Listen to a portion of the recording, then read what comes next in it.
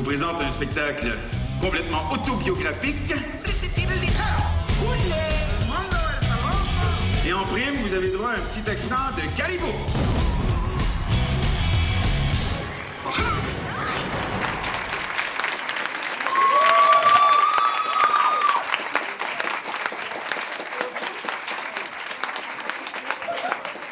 Ah, je vois bien sûr toujours le plus aimé des humoristes québécois, bien ça sûr. fait plaisir. Merci d'être là en si grand nombre. On va passer un très beau moment ensemble, j'en suis certain. Merci à vous d'être là aussi. C'est votre 5e one-man show et c'est vrai que c'est le spectacle le plus personnel, le plus intime. D'ailleurs, ce sont des confessions. Alors, pourquoi aujourd'hui éprouver le besoin de vous confesser, de vous mettre à nu devant des publics français et québécois, entre autres? Ben, je pense que... il y a peut-être le bilan de la quarantaine déjà. Et puis, comme c'est effectivement mon 5e spectacle, j'avais envie, je trouvais qu'après, bon, ici en France, en fait, c'est mon 3e spectacle, mais je trouvais que le public me connaissait pas aussi bien que j'aurais espéré, en fait. Je trouvais qu'il y avait un petit décalage entre ce qu'on s'imaginait de moi et ce que je suis vraiment. Alors, j'avais envie de parler un peu de mes blessures, de mes fêlures, pour que les gens se disent, bon, ben, il est comme nous, parce que je jouais souvent de la performance, de la séduction, le beau gosse, papa. Et je me disais, dans le fond, je me sens pas comme ça. C'est pas qui je suis vraiment et les gens le savent pas. Alors, je trouvais qu'il y avait je devais remettre les pendules à l'heure pour poursuivre ma carrière, puis que les gens sachent mieux à qui ils avaient affaire, tout simplement. Alors, c'était ça l'idée, au départ. Oui, d'ailleurs, vous disiez que votre sœur avait l'humour noir et que vous, au contraire, vous essayez tout le temps de plaire. Alors, est-ce que justement, ces confessions, c'est pas aussi une envie, et ça rejoint un peu ce que vous dites, de plaire aux gens, à votre public, autrement? Probablement que c'est mon lot. Je veux être aimé à tout prix depuis que je suis petit.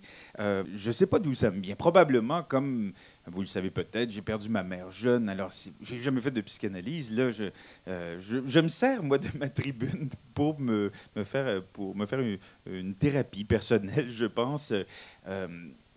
Alors, du coup, je pense probablement, comme j'ai peut-être manque un peu d'amour. J'en ai plus besoin que les autres, comme tous les artistes d'ailleurs. C'est pour ça qu'on se fait ce métier, qu'on se met en danger, on se met à nu sur scène pour entendre « je t'aime ». Alors, c'est un défaut qui devient peut-être une qualité, mais en tout cas, c'est une qualité qui devient des fois un défaut. Dans votre spectacle, vous dessinez, mais vous chantez, vous dansez, vous incarnez différents personnages absolument incroyables, aussi bien du monde du cinéma, on en reparlera, etc. Mais au fond, est-ce que ce ne sont pas aussi les confessions d'un autodidacte? Enfin, on a l'impression que vous êtes totalement un self-made man, un touche-à-tout, et c'est génial. J'aime bien touche-à-tout, c'est vrai. Mais encore là, c'est de peur d'ennuyer les gens. Sur scène, j'avais envie rapidement de... Bon, je faisais un monologue, là, je me disais, OK, je vais en mettre plein la vue avec une chanson, puis ensuite, je vais jongler. J'ai déjà jonglé sur scène, j'ai vraiment tout essayé. Et c'est devenu un peu ma marque de commerce. Mais c'est vrai que ça marche, on est tout le temps divertis, on est... enfin, voilà, c'est un spectacle...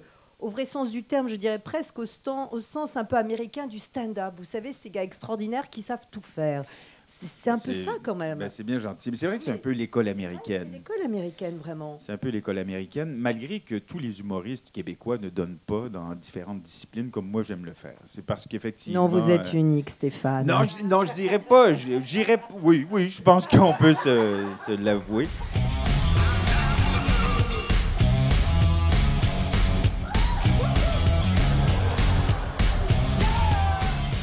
Il fait trop rire, il chante bien, il joue bien, il est bon acteur, il fait plusieurs choses, c'est trop drôle.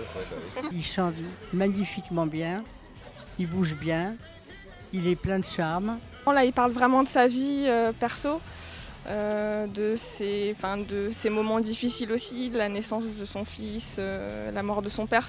C'est quelque chose qu'on n'a pas l'habitude de voir dans des spectacles d'humour comme ça. Donc voilà, on connaît un peu mieux Stéphane Rousseau maintenant. Attention, j'ai fait 3 ans de karaoké.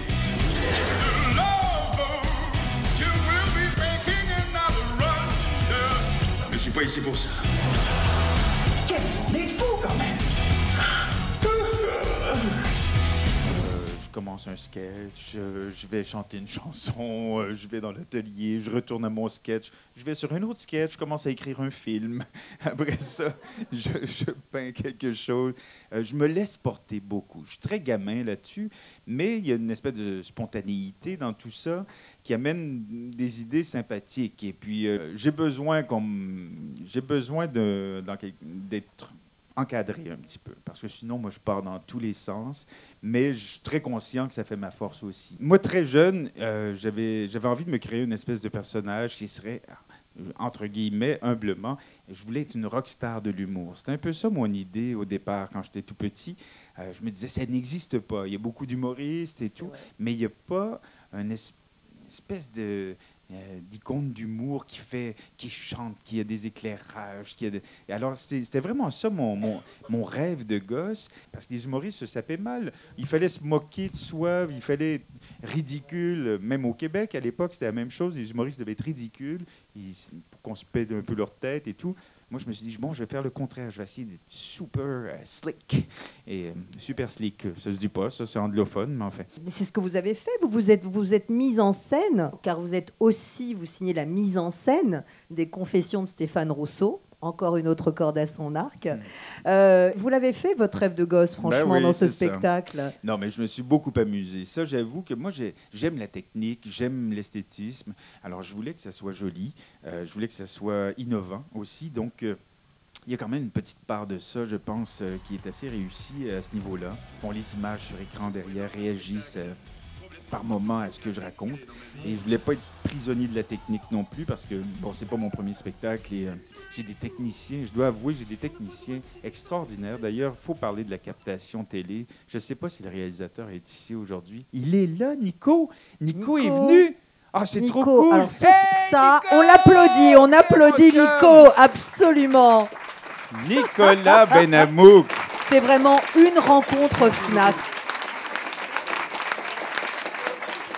Ce qui est beau, c'est que les gens ne peuvent pas se douter de toute la machine qu'il y a derrière. Quand c'est bien fait, on ne s'aperçoit pas, on apprécie, mais on ne sait pas pourquoi. Mais derrière, il y avait combien de caméras sur ce? Il y avait quand même... Il y en avait 10. 10 caméras pour faire la captation. C'est ça. Et, non, et puis c'est beaucoup de techniciens, de temps. Ils arrivent super préparés. Ils doivent voir le spectacle plusieurs fois pour être certains de connaître mes déplacements sur scène. À quel moment je me retourne pour choper le bon truc. C'est vraiment fascinant de voir ce travail-là. Et ceux qui le font bien, c'est toujours génial. Vous verrez, lorsque vous découvrez donc la caméra, le talent de metteur en scène de Nicolas sur le DVD et sur le Blu-ray, bien sûr. En tout cas, merci infiniment de ce délicieux moment passé en votre compagnie. Merci pour votre présence. Vous avez été formidable. Merci à vous, Stéphane, pour votre générosité. Vraiment.